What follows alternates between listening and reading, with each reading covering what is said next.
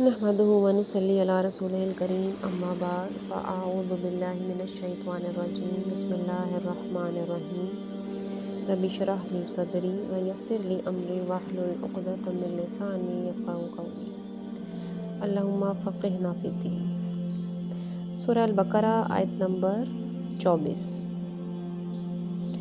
فَإِن لَّم تَفْعَلُوا وَلَن تَفْعَلُوا فَاتَّقُوا النَّارَ الَّتِي وَقُودُهَا النَّاسُ وَالْحِجَارَةُ أُعِدَّتْ لِلْكَافِرِينَ۔ پھر اگر تم نے ایسا نہ کیا اور نہ کبھی کرو گے تو اس آگ سے بچ جاؤ جس کا ایندھن انسان اور پتھر ہیں، کافروں کے لیے تیار کی گئی ہے۔ اس آیت مبارکہ میں اللہ تعالیٰ فرما رہے ہیں کہ اگر تم یہ نہ کر سکے، یعنی کہ یہ چیلنج پورا نہ کر سکے اور ہرگز کبھی نہیں کر سکو گے۔ سورہ بنی اسرائیل میں اللہ تعالیٰ نے فرمایا کہ خواہ تم سب ایک دوسرے کے مددگار بن بھی جاؤ تو بھی یہ نہیں کر سکو گے۔ تو بعض آ جاؤ، اس کی مخالفت نہ کرو، اس کے انکار سے اور آگ کے عذاب سے ڈرو جس کا ایندھن لوگ اور پتھر ہوں گے۔ اب پتھروں کی آگ بہت شدید ہوتی ہے، یعنی کہ پتھروں سے اور انسانوں سے جو آگ بھڑکائی جائے گی تو اس کا کیا مطلب ہے، کیا مقصد ہے؟ یعنی کہ پتھروں سے بھی آگ جو ہے وہ بھڑکتی ہے، یعنی پتھروں کی آگ بہت شدید ہوتی ہے۔ اور انسان کس طرح، اور انسان میں کیا ہے ایسا؟ تو انسانوں کے اندر بال ہیں، چربی ہے، ہڈیاں ہیں، اور ہڈیوں میں چونا ہوتا ہے، اور چونے سے جو ہے وہ بہت زیادہ حرارت نکلتی ہے۔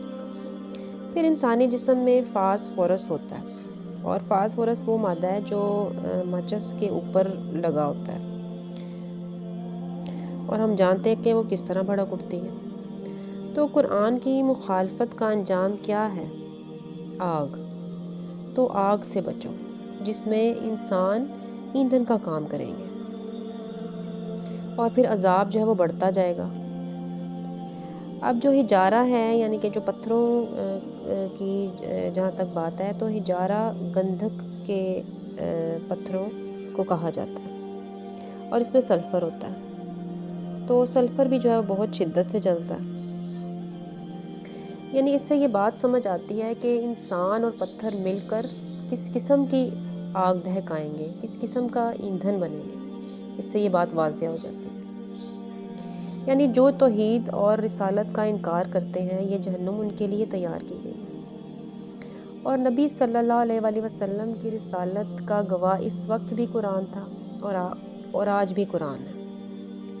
ایمان اور کفر کے بیچ میں آج معیار محمد صلی اللہ علیہ وآلہ وسلم ہے۔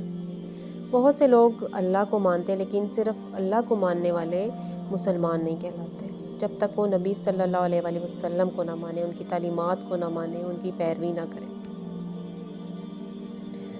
آیت نمبر 25۔ وَبَشِّرِ الَّذِينَ آمَنُوا وَعَمِلُوا الصَّالِحَاتِ أَنَّ لَهُمْ جَنَّاتٍ تَجْرِي مِن تَحْتِهَا الْأَنْهَارُ كُلَّمَا رُزِقُوا مِنْهَا مِن ثَمَرَةٍ رِزْقًا قَالُوا هَذَا الَّذِي رُزِقْنَا مِن قَبْلُ وَأُوتُوا بِهِ مُتَشَابِهًا وَلَهُمْ فِيهَا أَزْوَاجٌ مُطَهَّرَةٌ وَهُمْ فِيهَا خَالِدُونَ۔ اور ان لوگوں کو خوشخبری دے دے جو ایمان لائے اور انہوں نے نیک اعمال کیے، بے شک ان کے لیے ایسے باغات ہیں جن کے نیچے سے نہریں بہتی ہیں۔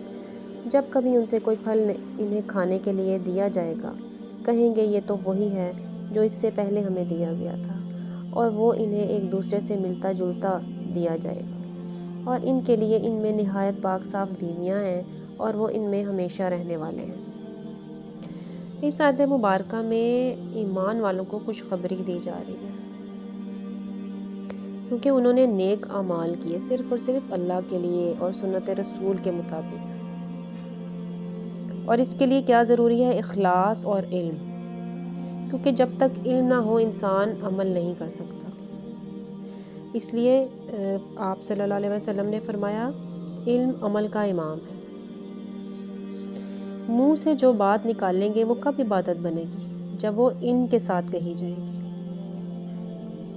تو ایمان لا کر نیک کام کرنے والوں کے لیے بہت سے باغات ہیں۔ آخرت کی جنت پانے کے لیے دنیا میں محنت کرنی ہے، اور اس باغ میں چشمے جاری ہیں اور نہریں بہتی ہیں دودھ کی اور شراب کی۔ اور پھر اہل جنت کو جب پھل دیے جائیں گے تو وہ کہیں گے کہ یہ ہم نے پہلے بھی کھائے تھے، لیکن وہ صرف جو ہے وہ ظاہری مشابہت رکھتے ہوں گے، اور اس کی شکل رنگ پہلے جیسا ہوگا، لیکن اس کا ذائقہ جو ہے مختلف ہوگا۔ بیویوں کے لیے شوہر اور شوہر کے لیے پاکیزہ بیویاں ہوں گی، کوئی نفرت نہیں ہوگی، کوئی بغض نہیں ہوگا، کسی کے دل میں کسی کے خلاف کوئی میل نہیں ہوگی، اور وہ ہمیشہ وہیں رہیں گے اور وہیں رہنا چاہیں گے، یعنی وہاں سے نکلنا نہیں چاہیں گے۔ پھر جنت اور جہنم میں جانے کے بعد ایک فرشتہ اعلان کرے گا، اے جہنمیوں اب موت نہیں آئے گی، پھر اے جنتیوں اب موت نہیں آئے گی، جو فریق جس حال میں ہے ویسے ہی رہے گا۔ پھر موت کو ذبح کر دیا جائے گا، اور یہ ہے وہ جگہ جہاں کے لیے اللہ نے اپنے بندوں کو پیدا کیا، زمین بنائی، انسانوں کو پیدا کیا، اپنی پہچان کرائی، پیغمبر بھیجے، یاد دہانی کرائی، عبادات کے جو ہے طریقے سکھائے، اس کا حکم دیا، اب کیا چاہا کہ یہ کر کے آؤ میرے پاس۔ اور پھر یہ ہے وہ جگہ جو اللہ کی بہترین تخلیق میں سے ایک ہے، اور یہ آخری ٹھکانہ ہے۔ اللہ تعالی ہم سب کو جنت الفردوس عطا فرمائے، آمین یا رب العالمین۔ آیت نمبر 26۔ ان اللہ لا یستحیی ان یضرب مثلا ما بعودۃ فما فوقها فاما الذین آمنوا فیعلمون انہ الحق من ربهم واما الذین کفروا فیقولون ماذا اراد اللہ بہذا مثلا یضل بہ کثیرا ویہدی بہ کثیرا وما یضل بہ الا الفاسقین۔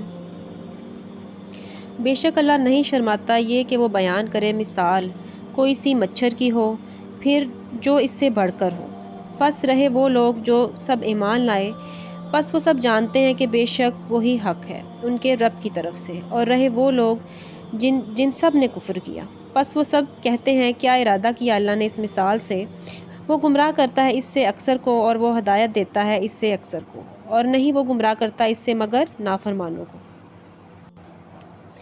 اللہ سبحانہ و تعالیٰ نے قرآن پاک میں لوگوں کو سمجھانے کے لیے طرح طرح کی مثالیں بیان کی ہیں۔ ان مثالوں میں مکھی کا بھی ذکر ہے، مکڑی کا بھی ذکر ہے۔ تو بعض لوگ جن کا مطلب قرآن سے کوئی سبق حاصل کرنا نہیں ہوتا، بلکہ وہ صرف یہ دیکھ رہے ہوتے ہیں کہ قرآن میں اور کیا آتا ہے، یا کون سی چیز ایسی ہے جن میں ہم کوئی شوشہ اٹھا سکتے ہیں یا کوئی کمی یا خامی ڈھونڈ سکتے ہیں، جس کی بنا پر ہم یہ کہہ سکیں کہ اس میں تو کچھ خاص ایسی چیز نہیں، اور یہ اللہ کا کلام کیسے ہو سکتا ہے جس میں مکھی اور مکڑی کا ذکر ہے۔ تو اس موقع پر ان آیات کے شان نزول کے بارے میں آتا ہے کہ ایک موقع پر کچھ لوگوں نے یہ اعتراض کیا کہ قرآن میں مکھی کا ذکر کیوں ہے، اگر یہ اللہ کا کلام ہے تو اللہ نے ایسی چھوٹی چھوٹی باتیں کیوں کی ہیں۔ تو اللہ تعالیٰ فرما رہے ہیں اس کے جواب میں کہ وہ اس سے نہیں شرماتا کہ وہ کوئی مچھر کی مثال دے یا اس سے بھی کسی حقیر تر چیز کی مثال دے، کیونکہ مثال کا مقصد بات کو سمجھانا ہے۔ یعنی اگر مکھی کی مثال بیان کی گئی ہے تو بات مکھی یا مکڑی کی نہیں ہو رہی، بات کسی اور چیز کی ہو رہی ہے، اس مثال سے کچھ اور سمجھایا جا رہا ہے، تو تم اس پر توجہ رکھو، اصل مقصد پر، تاکہ چیزوں کو واضح کیا جا سکے۔ سورہ الروم آیت نمبر 58 میں اللہ تعالیٰ نے ارشاد فرمایا، وَلَقَدْ ضَرَبْنَا لِلنَّاسِ فِي هَذَا الْقُرْآنِ مِنْ كُلِّ مَثَلٍ، بے شک ہم نے اس قرآن میں لوگوں کے لیے ہر طرح کی مثالیں بیان فرما دی ہیں۔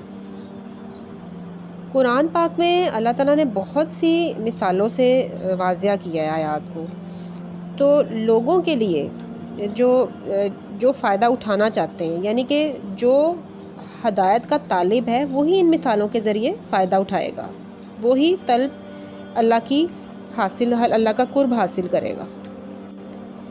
اور مکھی کی مثال کہاں بیان کی گئی ہے؟ یہ سورۃ الحج آیت نمبر 73 میں اللہ تعالیٰ نے فرمایا یا ایھا الناس ضرب مثل فاستمعوا له ان الذين تدعون من دون الله لن يخلقوا ذبابا ولو اجتمعوا له وإن يسلبهم الذباب شيئا لا يستنقذوه منه۔ لوگوں، ایک مثال بیان کی جا رہی ہے، ذرا کان لگا کر سنو۔ اللہ کے سوا جن جن کو تم پکارتے رہے ہو وہ ایک مکھی بھی تو پیدا نہیں کر سکتے اگر سارے کے سارے ہی جمع ہو جائیں، بلکہ اگر مکھی ان سے کوئی چیز لے بھاگے تو یہ تو اسے بھی اس سے چھین نہیں سکتے۔ اب اس آیت مبارکہ کو سن کر ہونا تو یہ چاہیے تھا کہ لوگ غور و فکر کرتے کہ اللہ کی طاقت اتنی بڑی ہے کہ اس نے زمین و آسمان بنائے، اور دیگر معبودوں کا تو یہ حال ہے کہ وہ ایک مکھی بھی مل کر نہیں بنا سکتے۔